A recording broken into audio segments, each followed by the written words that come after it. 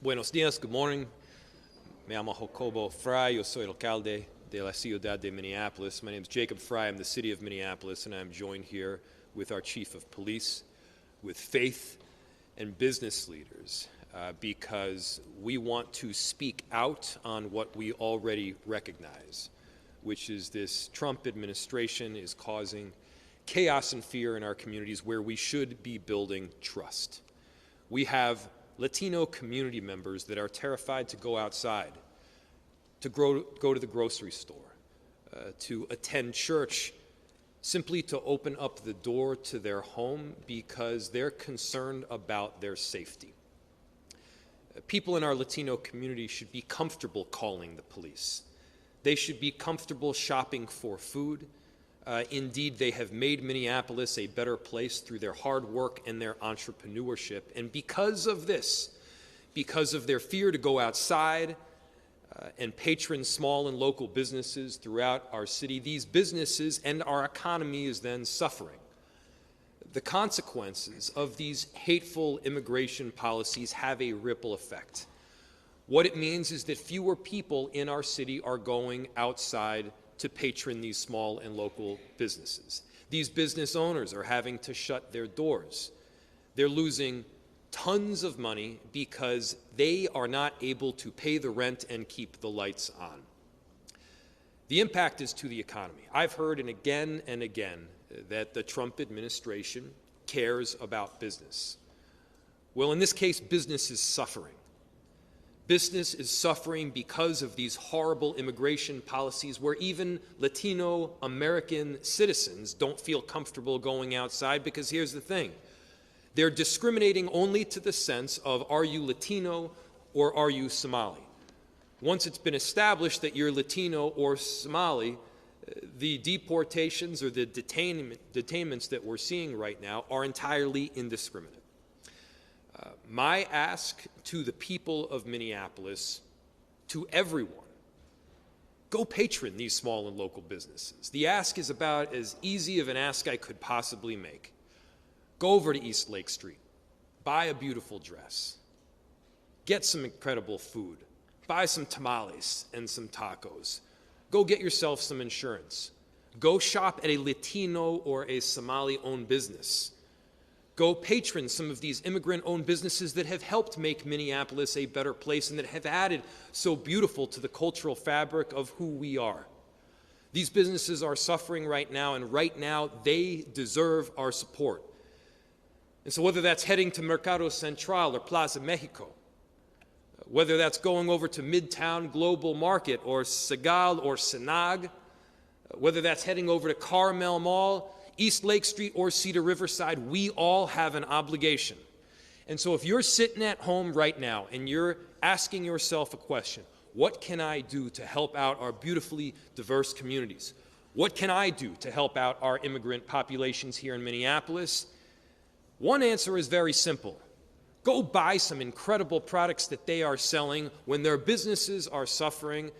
It'll make our city a better place. It will help these businesses out through a very difficult time, and we can all be united as one Minneapolis. And so I'm so proud to be here with leaders from our communities that have been standing up through some of the most difficult times. And I have the honor of introducing our Chief of Police. I want to note that we have a separation ordinance in the City of Minneapolis. And so when you see this uniform and this badge, you know that city employees, including our police officers, do not ask about your immigration status. We do not participate in federal immigration enforcement. And the separation ordinance exists so that you feel safe and comfortable calling 911 here in our city, interacting with our local police officers, because they will be looking out for your safety, pure and simple. I'm proud to invite up Chief O'Hara.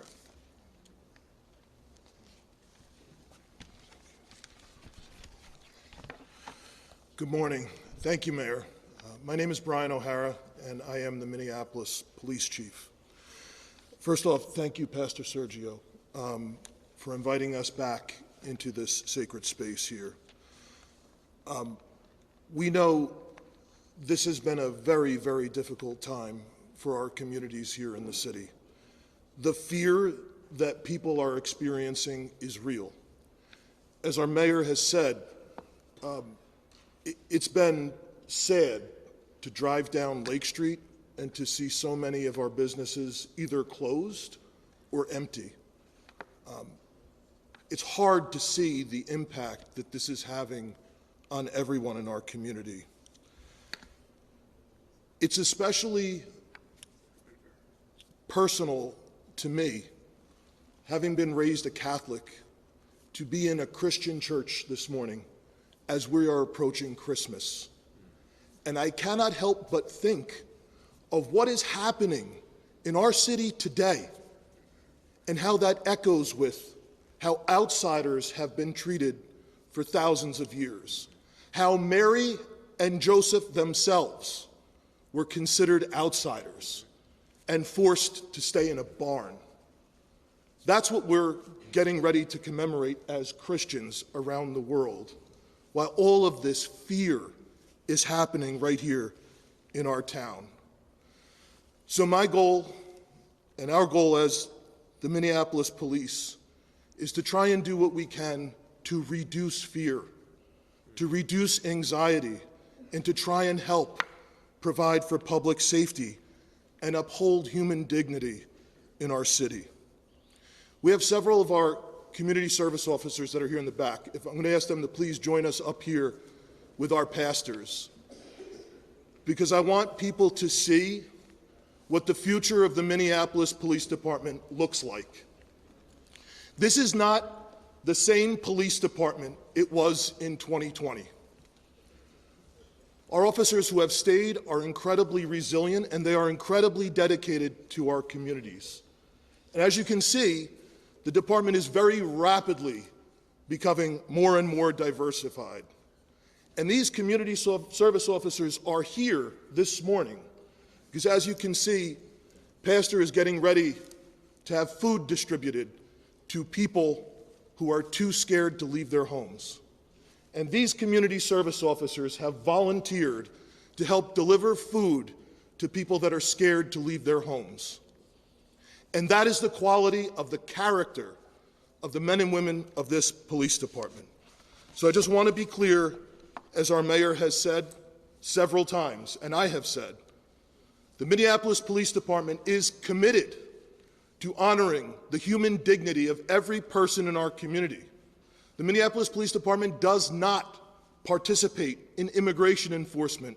We do not care and do not ask people about immigration status. People in our community need to know that they can feel confident that when they need help, they can call 911, and we will show up for everyone, and not be afraid to call because they think we might turn them over for some civil immigration violation. That's not our job. Our mission is to keep everyone in this town safe, and we cannot accomplish that if a huge segment of this community is too scared to call us when they need help, because that makes everyone less safe. So thank you, and I want to turn it over to Pastor Sergio from the church here. Thank you. Thank you for being here, Mayor, Police, Chief of Police, Daniel, Rudy Trujillo, pastors that are here, business owners that are here. This is horrible. I've been speaking with some pastors. I've been speaking with some business owners. To us, as Latinos, this feels worse than the pandemic. At least in the pandemic, you know, people had the option to go grocery shopping and stuff like that. We have over 5,000 families waiting for food. We've been able to deliver 400 to 600 a day. So this is something that is continuing to increase, and we're doing what we can. But this is not good. I mean, there are some people out there in government that call themselves Christians, and they're persecuting their own brothers in Christ. Kind of like the chief said, you know, Jesus was born, and then because of government, he needed to flee to Egypt. And to stay in Egypt to save his life. If you're trying to send people back to their country just because they crossed the border to offer a bright future for their family, or escaping, bad communities back there, if you send them back, they could get killed as well. So you're helping the criminals. We're okay with you guys getting the bad apples, fine. But please, please, have compassion. Have compassion for pregnant women. Have compassion for families that are scared. Even citizens and residents are scared. You're traumatizing the community. This is not the Christian way. This is not compassion. Jesus looked at the crowds and looked at them as people with no shepherds. And I think we need to join together and be a voice for those who cannot be a voice. So I'm asking the church in general to get behind this so we can feed these people. And if you don't agree with us, well, it's your opinion, but I encourage you guys to read the law of Christ in Galatians chapter 6. The law of Christ is about the law of Moses. The law of Christ is help your brother when he is not doing well. Thank you very much. Thank you for being here. God bless you, and God bless Minneapolis and the whole Minnesota. Blessings.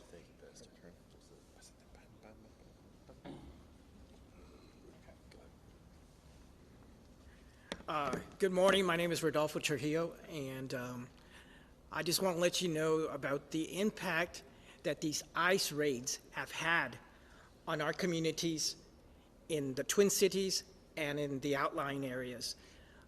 One of the things that's really important is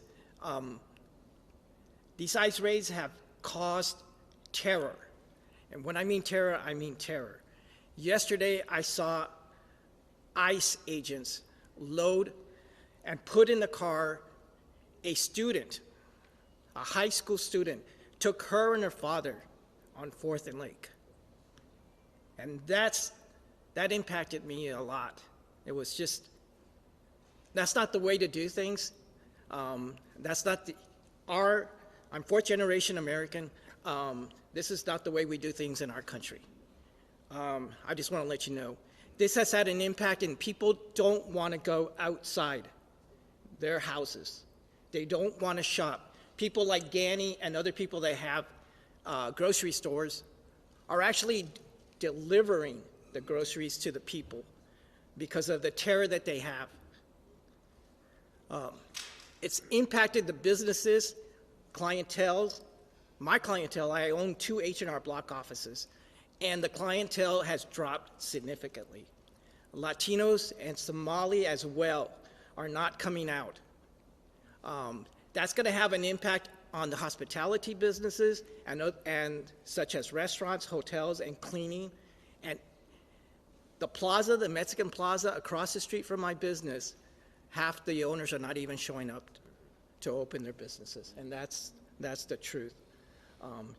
It's very important that people at this time that they go and they patronize these businesses.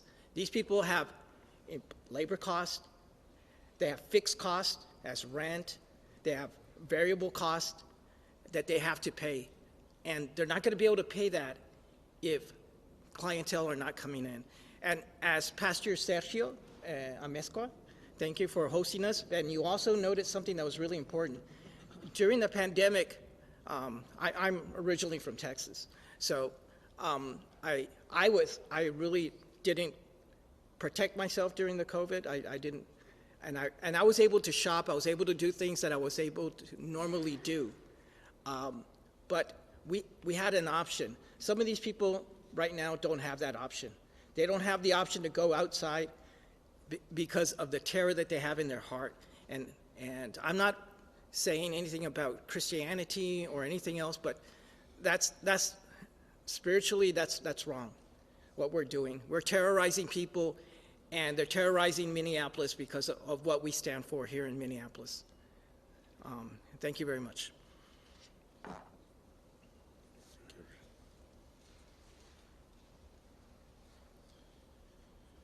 My name is Daniel Hernandez, better known as Danny in Minnesota. I love Minnesota. I've been here since I was 16. I own several businesses in the Twin Cities.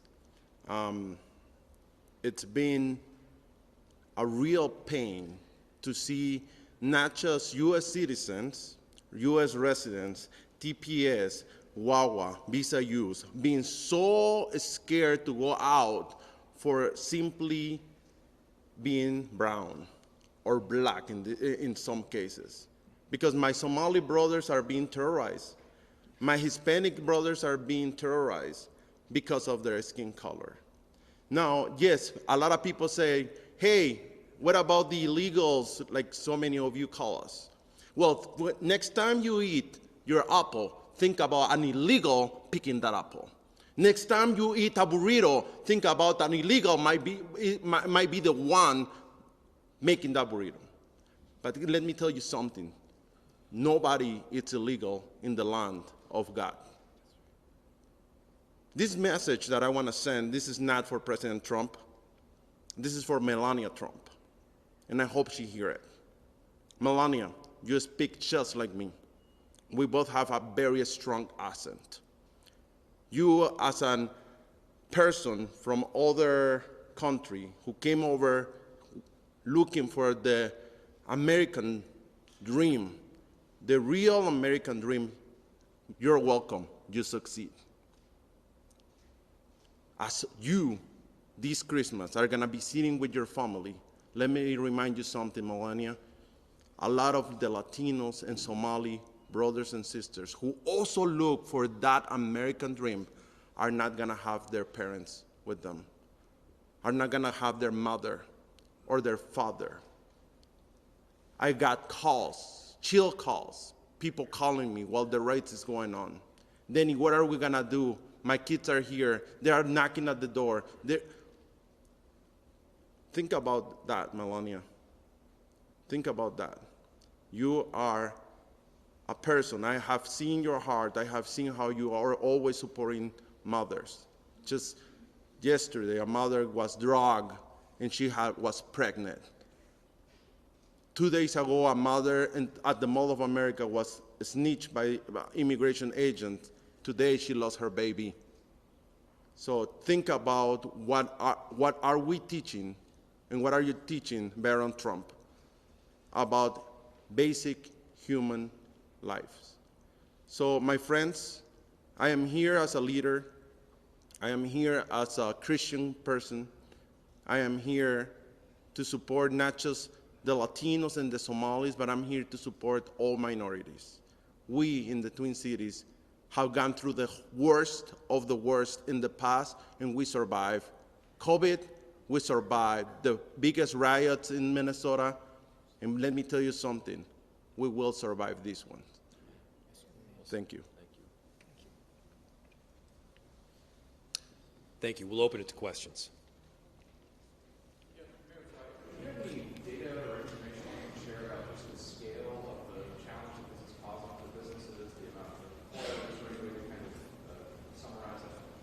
Let me answer that one. Let me answer that one. Yeah, you can get it straight from a business owner. Let me introduce exactly. So this is the guy that owns a series of grocery stores throughout the city in Colonial Market. Has done extensive business, and most recently you said about 40 to 50% down, but it could be more than that. Well, right now we are literally at 10 to 15%. On my store alone. The stores that inside of Colonial Market in Lake Street, we have 15% of total? Of what we used to sell 100%, now we only sell 15%. 15%. The business that we have 12 businesses there, they're all closed. All of them are closed. And believe me when I'm telling you, they're not here illegally. But they're closed because they are afraid to be outside and get caught. Now, just yesterday, right outside of my doors, immigration took one of my customers. What? He was just buying. And, it's just the scale of the damage, it's going to have repercussions for years to come. And believe me when I said that. So, Daniel, you're only selling 15% of your inventory, is that correct? Only 15% and 15%. And that's because I choosing to drive. Last night I got home at 1 a.m. because I'm bringing food. It's completely different, my friend, on delivering 50 to 100 meals per day to having 500 people coming over to your store. We're already, like, even in my own store, we used to employ 25 people. Right now we're at 4 people plus me, because we cannot afford it. My rent is $28,000. The Wellington have been so grateful to say, Danny, don't worry about it. We are with you. We hope you survive. Jacob is checking on me constantly. Danny, how can we help you? How can we help the community? And Chief O'Hara is like, Danny, I want to make sure that the community knows that we are here to help them. My friends, just yesterday, I delivered a food.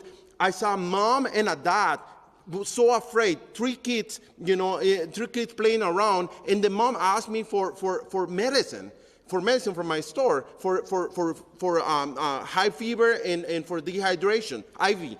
So I took it to them plus food, and the mother and the father begin asking me, can we take our kid to ER because we're so afraid? And I'm like, what do you mean, can I see the kid? I saw the kid was dying. Right away, I told them, listen, I can take you or you can go, but you need to take this baby. This baby is going to die. That's the amount of how afraid is our community. In front of me, they hug each other. They hug each other, and they told my love, you take the baby, I'll take care of the kids. If I don't see you, we'll see you somewhere in Mexico. And the mother left at that moment with the kid to the ER. This is just one example. How many of thousands? We have thousands of Latinos living in Minnesota that are contributing not just to the basic economy. They're contributing the heart of the economy. So there are things that sometimes we don't make sense. I hope the president, I don't know who's advising the president, probably he's going to hate me, but hey, think about what you're doing, because you are destroying your own economy. And in this time where we are about to be in war with Venezuela, are you spending billions of dollars to snitch people who are actually contributing to this wonderful country? Please think about that. Okay, so let me just interject here. I just wanted to interject here, and forgive me, but he was talking about that they said they would meet in Mexico. I just want to let you guys know the process that the immigration process, when they take you in, you get lost in the immigration process. For 3, 4, 5 weeks, people don't know where you're at, because that's how long it takes for your case to come up and for Homeland Security to put your case in the internet. So when they say we'll see you in Mexico, it's because if one parent or 2 parents or both parents get snatched, the children don't know where their parents are. They won't know where their parents are for 2 to 4 to 5 weeks. They have no idea where they're at. And that's why, and people don't know that. The typical American, we don't know those things. So there's repercussions. If the children come home and their parents are not there, they don't know where they're at. And they won't know. They won't know where they're at. And we got to understand that it's just not taking somebody and in 24 hours that person gets recorded and they know exactly where they're at. They don't even know in which detention center they're at. And that could take up to a month, maybe 5 weeks. So, and what happens to the children? The state takes them. So there's a plethora of consequences that happen when the parents get taken. I just want you guys to understand that. Excuse me, Mayor.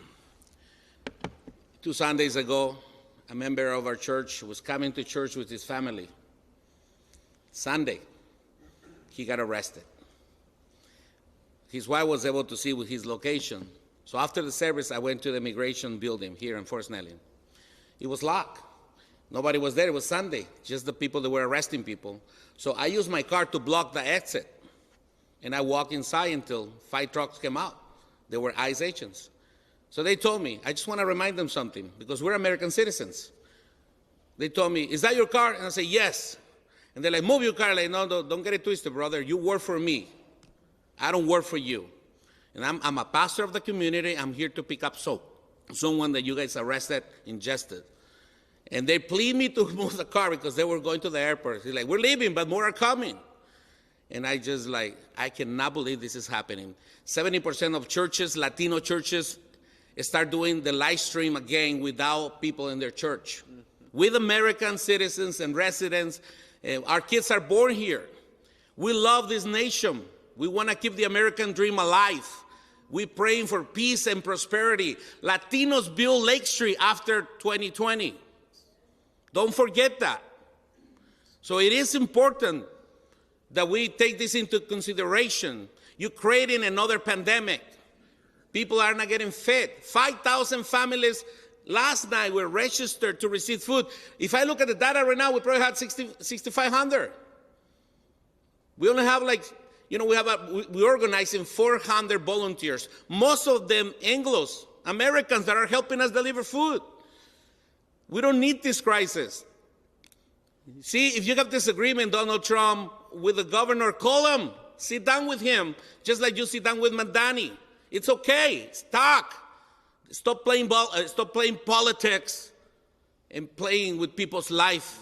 Because one day, we're going to go to judgment, and some of them will say, come to my right, because you gave me food when I was hungry. Because I was thirsty, you give me water. Because I was a foreigner, I was a stranger or an illegal alien, and you welcomed me. The Bible says, welcome the aliens. Treat them like one of yours. But others will show up with their chest up. Oh, we're Christians in the name of patriotism, but that's racism.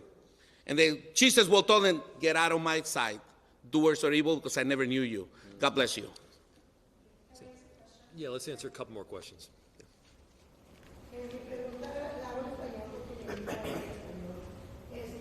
he estado siguiendo a los agentes alrededor de toda la comunidad tratando de informar dónde están, qué calles están.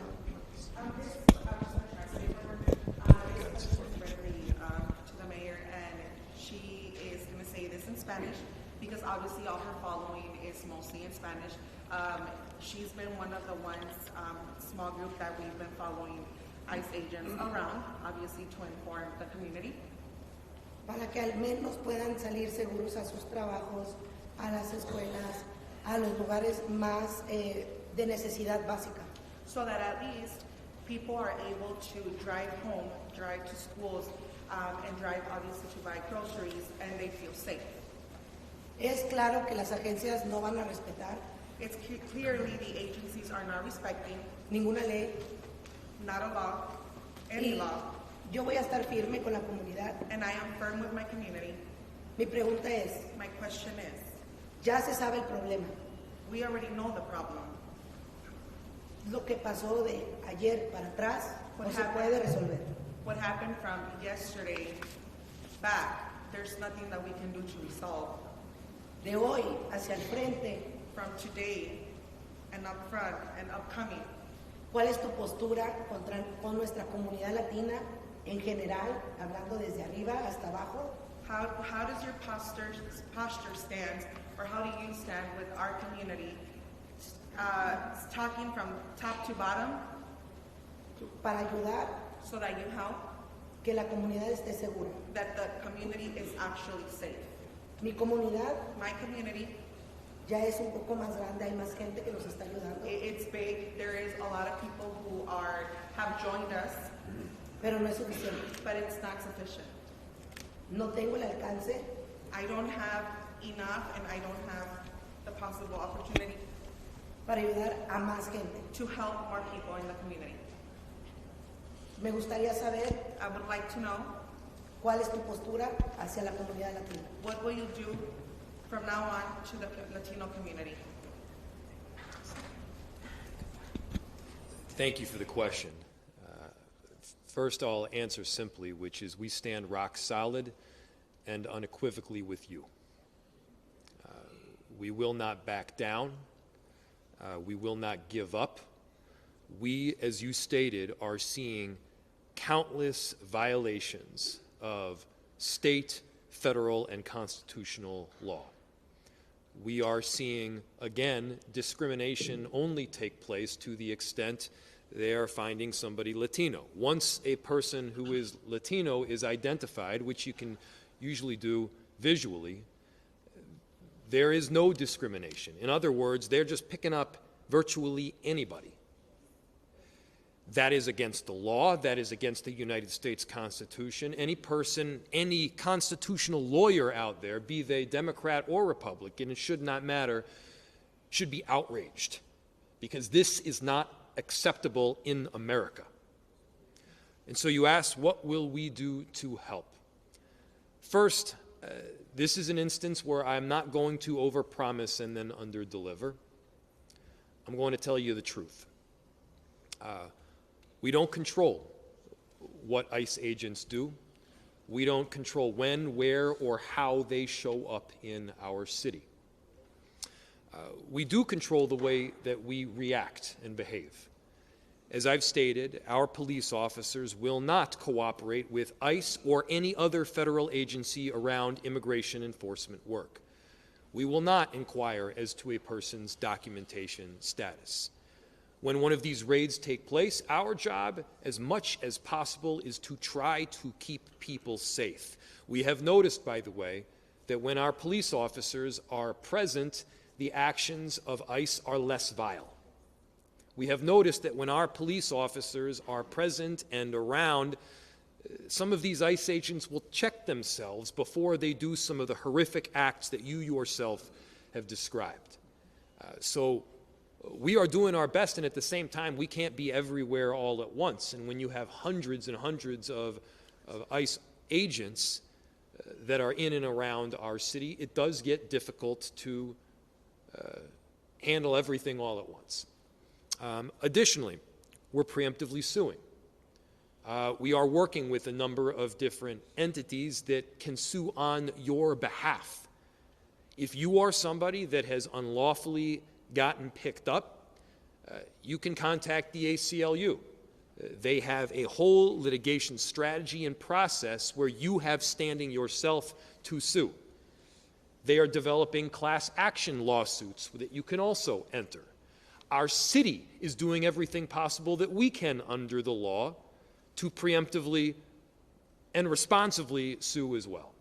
So does that cover all of our bases? No, it does not. But we're going to be working not with ICE, but with community members to make sure that when some of these actions go down, there's communication, both to and from communities, so that they know what is happening and they can stay as safe as possible. And I want to repeat this to everybody else that is not Latino and that is not Somali and that is asking themselves right now, what can I do? One of the things that you can do is patron some of these immigrant-owned businesses. Go to Lake Street.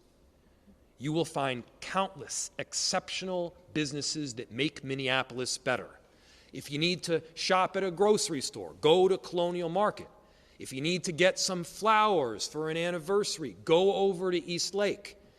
If you need to get some food, or go out, or have a good time, or buy some insurance, you can go over to East Lake Street and get the kind of help that you need, and by the way, support a business and a community that is largely struggling. We all can help out right now. We can band together, we can unite as a city, and we can support the communities that are disproportionately being targeted by this administration. Please. Mayor, going back to the raid at Carmel Mall yesterday, talk about the need to bring in officers. Why were those officers brought in? And talk about kind of the reaction from those. So the question was, is a widely publicized incident in the area of East or West 28th Street and Pillsbury Avenue yesterday, and why were local law enforcement brought into that? The sheriff's office has released a 911 call of the information that was received that described 60 people attacking federal law enforcement.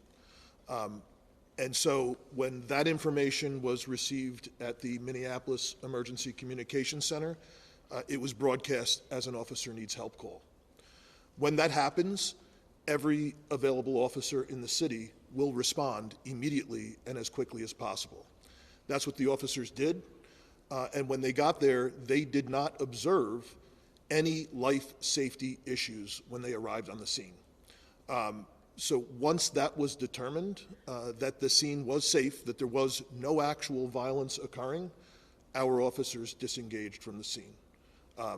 Because the problem that we are in is oftentimes when we place local law enforcement now into a situation where there may have been questionable methods being used by another law enforcement agency, we often contribute to the problem. And so our concern whenever we have to respond is, number one, to the safety of every person that is there. That's number one. And two, to try and de-escalate the situation if possible. But unfortunately, there are times where merely then the presence of the police can also cause the situation to escalate, which we do not want.